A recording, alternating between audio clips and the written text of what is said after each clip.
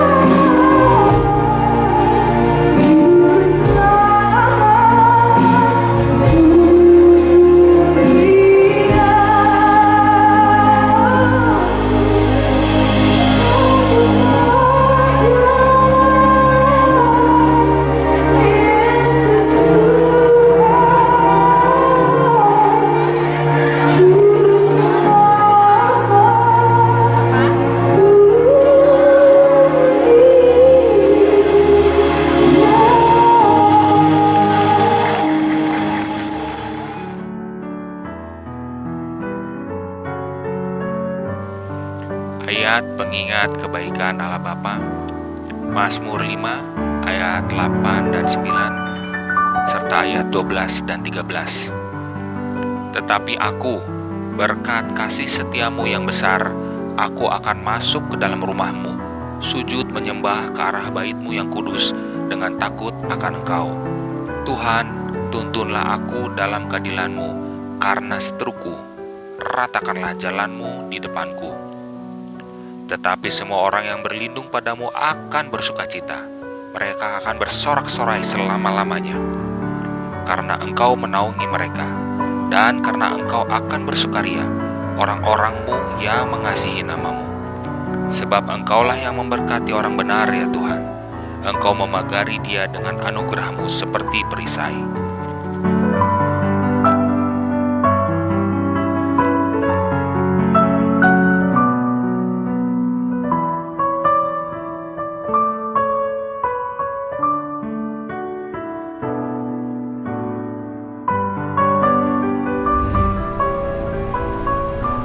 Tatanan hidup baru bukan berarti kita kembali ke kondisi normal seperti dulu. Tapi, kita memulai aktivitas normal dengan kebiasaan baru, dengan meningkatkan disiplin dan siaga terhadap penyebaran COVID-19. Seperti apakah kebiasaan-kebiasaan baru yang perlu kita terapkan? Usahakan tidak keluar rumah jika tidak ada keperluan mendesak. Jika harus keluar rumah, selalu gunakan masker. Pakai masker dengan benar dan hindari menyentuh masker terlalu sering. Saat di tempat umum, terapkan pembatasan sosial. Jaga jarak minimal 2 meter dengan orang lain. Sering mencuci tangan, terutama saat akan masuk ke dalam ruangan. Hindari penggunaan alat makan bersama saat di luar rumah. Usahakan bawa alat makan sendiri. Gunakan peralatan ibadah pribadi jika akan beribadah di tempat ibadah umum. Efisien menggunakan waktu di luar rumah. Segera selesaikan urusan dan pulang setelah urusan selesai. Hormati dan patuhi para tenaga kesehatan dan gugus tugas. Saling mengingatkan orang lain dalam penerapan protokol kesehatan dan menghargai jika diingatkan oleh orang lain. Jadikan kebiasaan-kebiasaan baru ini sebagai protokol kesehatan kita. Protokol kesehatan ada bukan untuk mengekang, tapi untuk kesehatan kita bersama.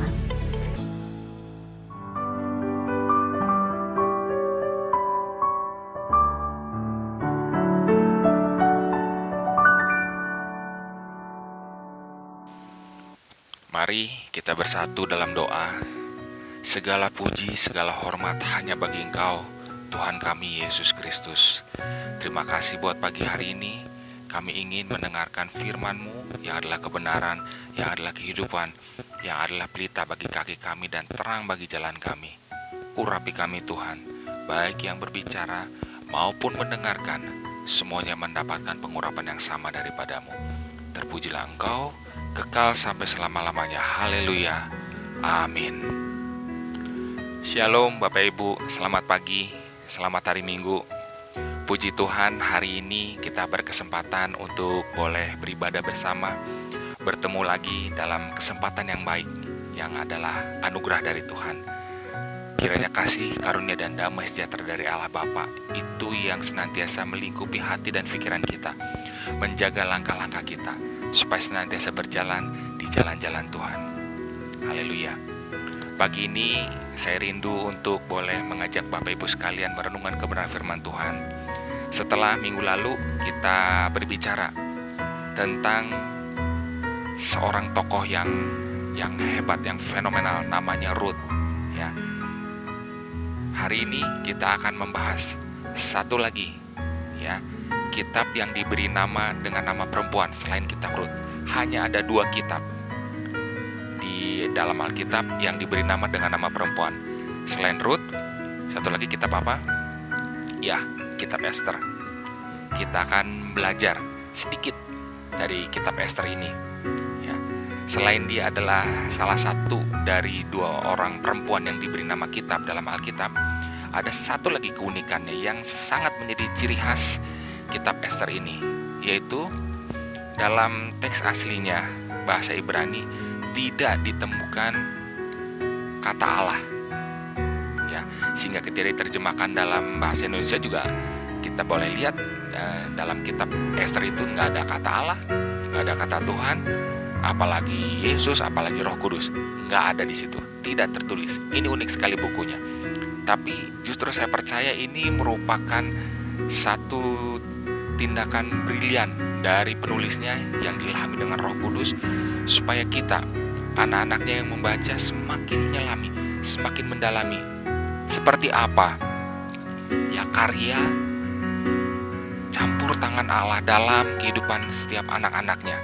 Semakin kita menemukan, sekalipun tidak ada kata Tuhan, kata Allah, tapi sepanjang kitab ini kita bisa melihat karya Tuhan yang begitu nyata dalam kehidupan anak-anaknya. I strongly suggest, saya sangat menyarankan Bapak Ibu untuk membaca kitab Ester, ya. Hanya 10 pasal, tapi pasalnya itu sangat menarik sekali, ya. Tidak perlu beli novel, nggak perlu baca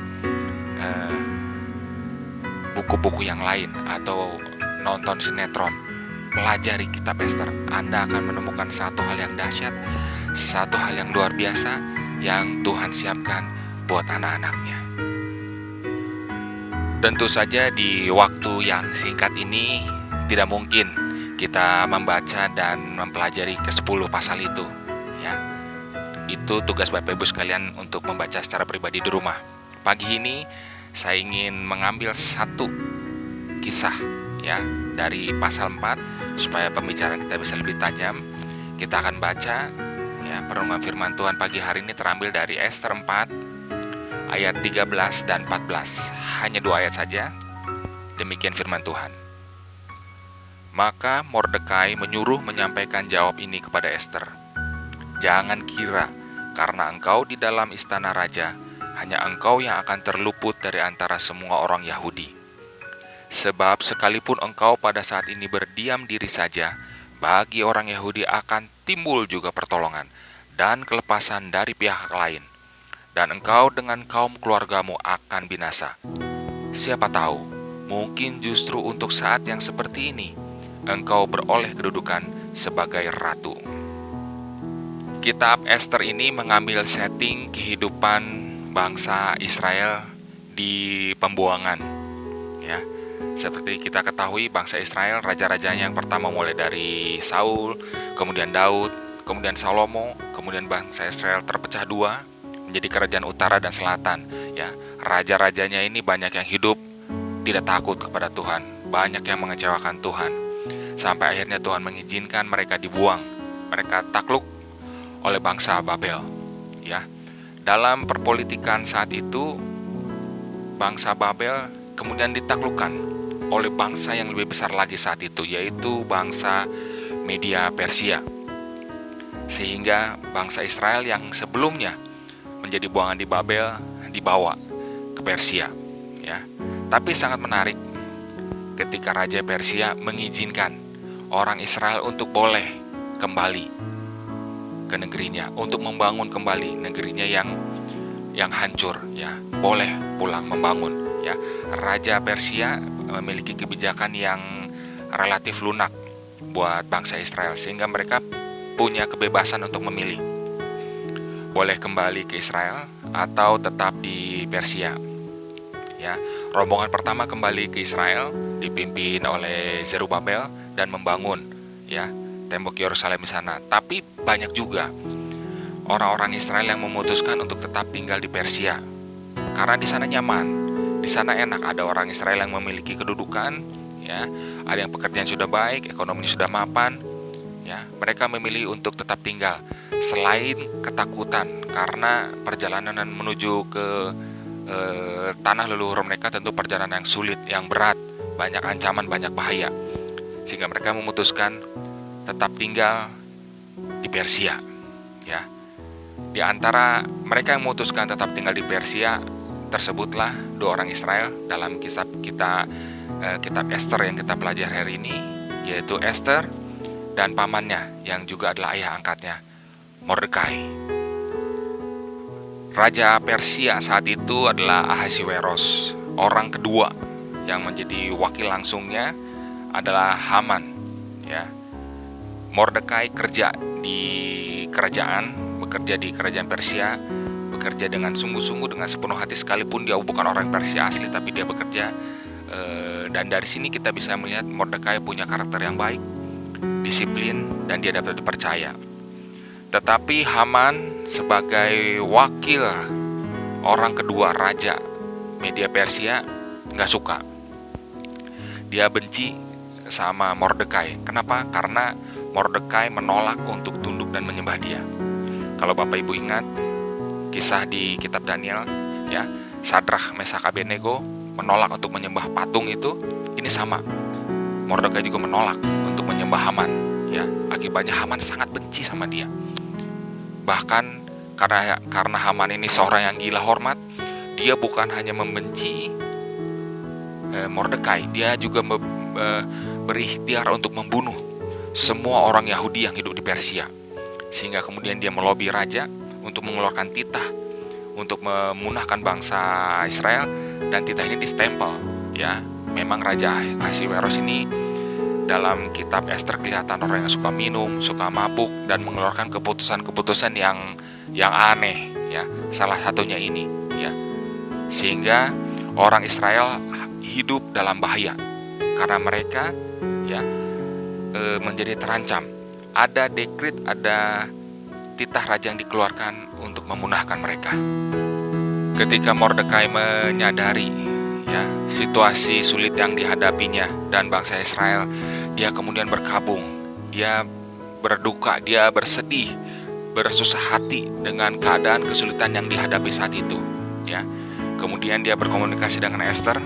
Dia bilang, Ester harus bicara sama raja untuk membebaskan bangsa Israel dari kesulitan ini, ya.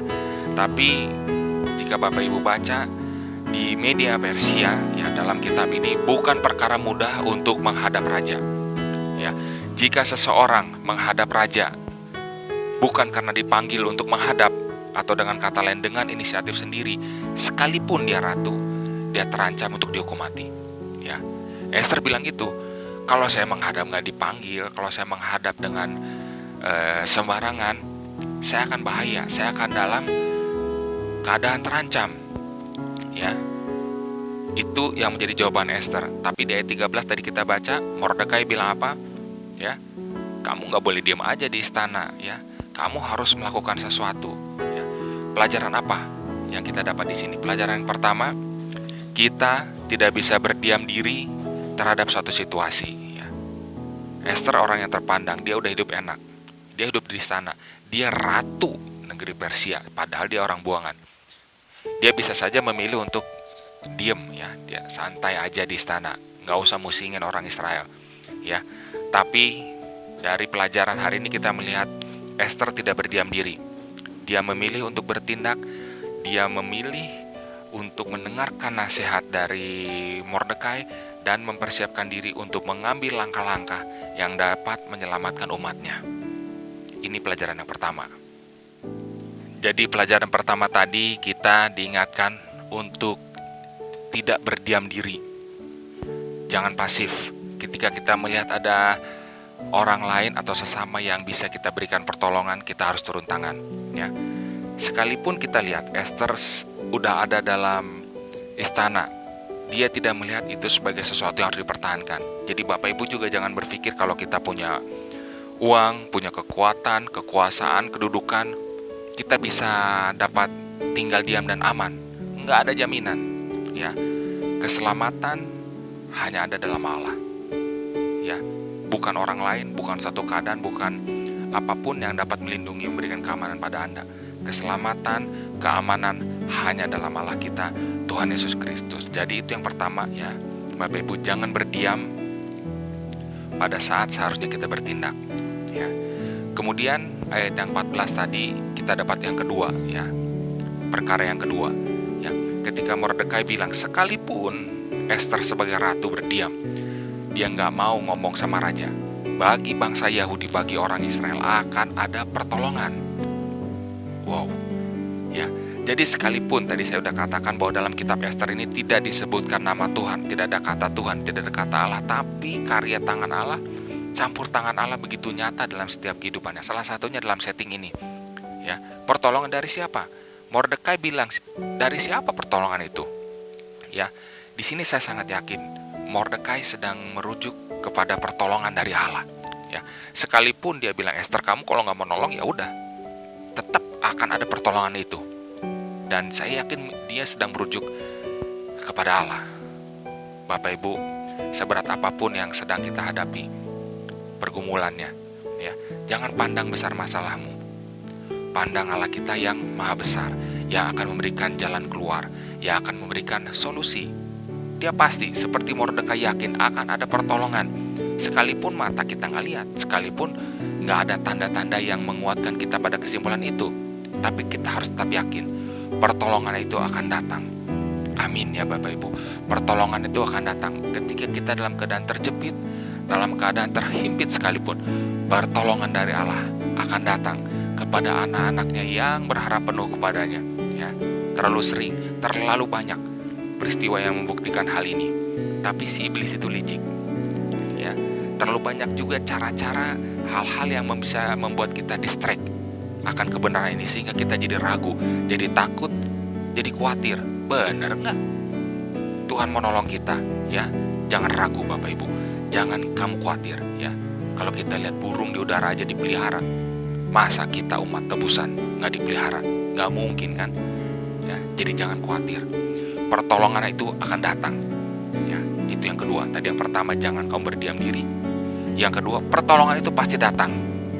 Pertolongan itu akan datang di saat yang gak kita duga, dengan cara yang gak kita duga. Karena Allah memang Allah yang tanpa batas, kita manusia yang terbatas. Percayalah Bapak Ibu, sesulit apapun masalah yang sedang kita hadapi, pertolongan Tuhan pasti datang.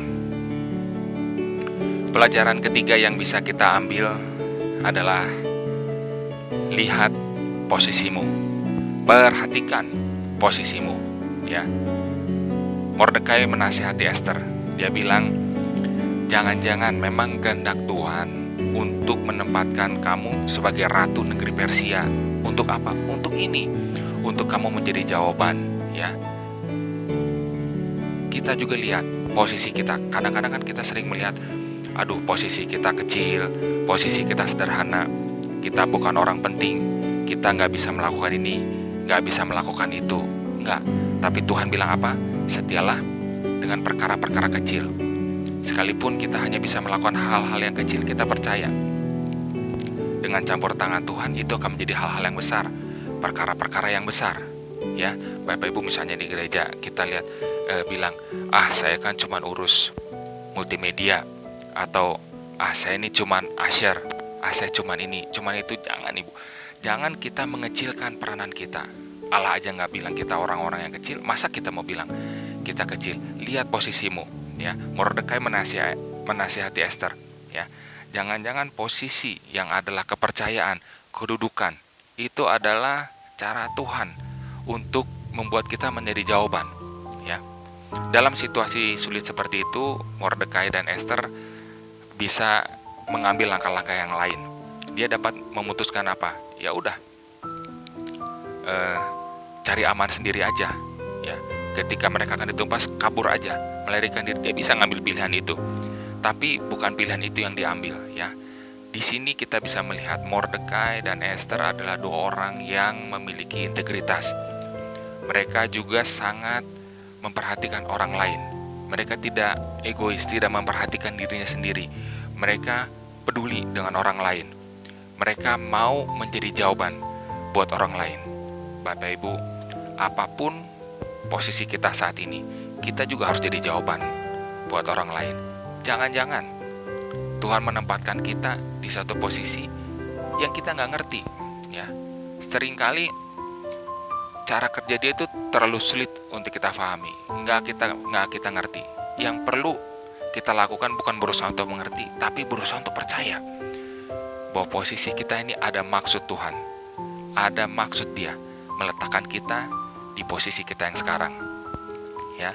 Jadi 3 hal itu Bapak Ibu kita bisa perhatikan. Yang pertama, jangan berdiam, jika kita ada melihat kesulitan orang lain. Lalu yang kedua, yakin dan percaya, pertolongan Tuhan itu pasti datang.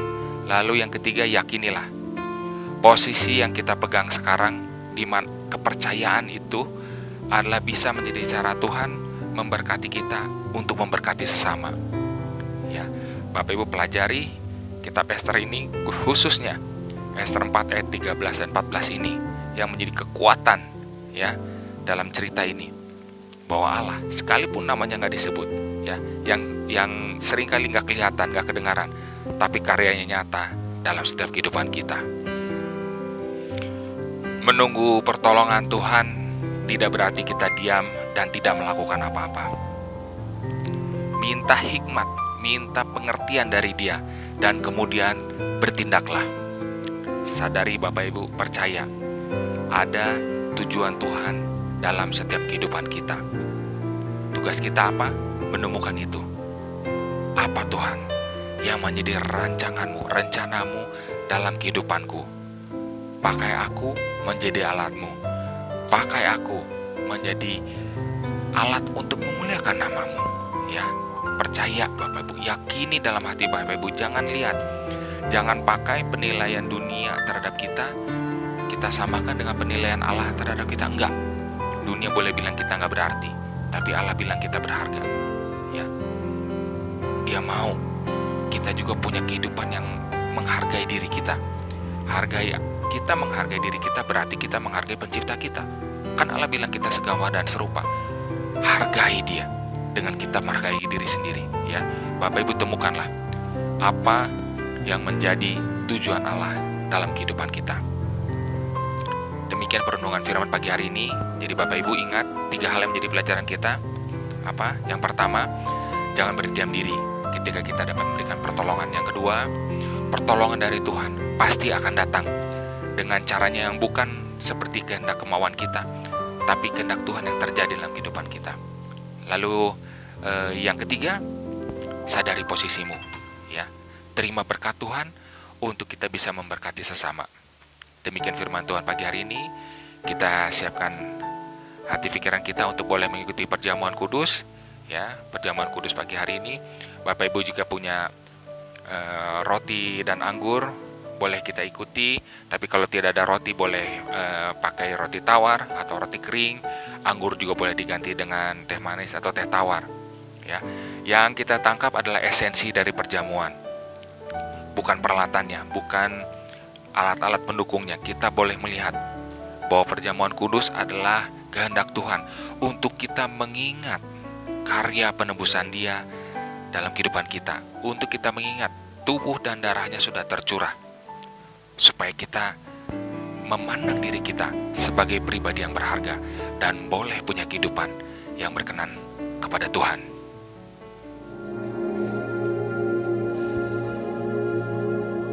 This is my body, which is given for you. This do in remembrance of me.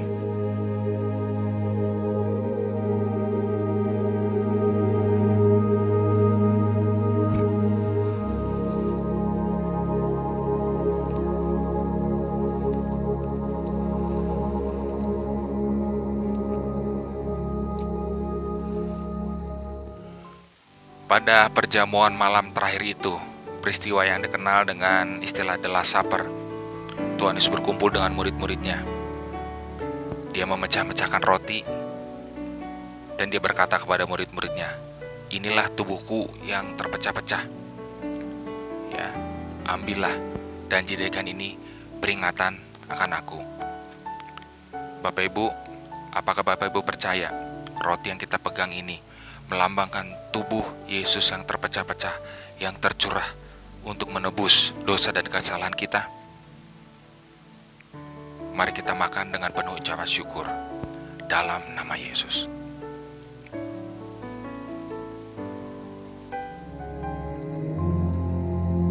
This cup is the New Testament in my blood, which is shed for you.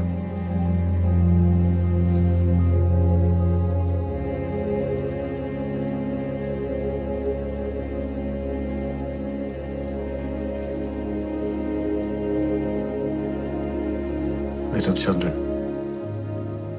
Setelah itu Tuhan Yesus mengambil cawan yang berisi anggur, dan dia berkata cawan ini berisi darah dia, perjanjian yang baru, darah yang tercurah untuk menebus dosa kesalahan kita.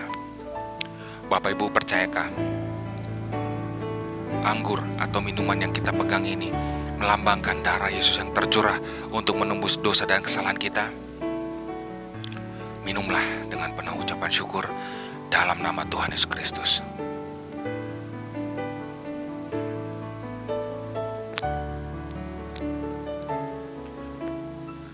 Mari kita ucapkan syukur. Terima kasih Tuhan Yesus, kami boleh mengikuti perjamuan kudus. Kami percaya ini bukan perjamuan yang sembarangan. Kami mau memandang Engkau melalui perjamuan ini. Kami mau mengingat pengorbananmu di kayu salib, kematianmu yang memberikan kepada kami kehidupan. Terpujilah Engkau Tuhan Yesus, kekal sampai selama-lamanya. Terima kasih buat pagi hari ini. Kami sudah makan roti, minum anggur yang adalah tubuh dan darah-Mu. Kami mau Tuhan, supaya dalam pikiran, perkataan, perbuatan kami sepanjang kehidupan kami juga menaruh pikiran dan perasaan yang terdapat juga dalam Kristus Yesus. Pagi hari ini kami bersatu hati berdoa buat pemimpin bangsa kami, mulai dari Bapak Presiden Jokowi sampai pemimpin terendah sekalipun. Kau berkati Tuhan, dalam masa-masa perjalanan bangsa kami yang tidak mudah ini. Engkau berikan hikmat, Engkau yang merapatkan hamba-hamba Tuhan kepada mereka, supaya mereka bisa mengambil keputusan yang paling tepat, supaya kehendak-Mu yang terjadi bagi bangsa kami.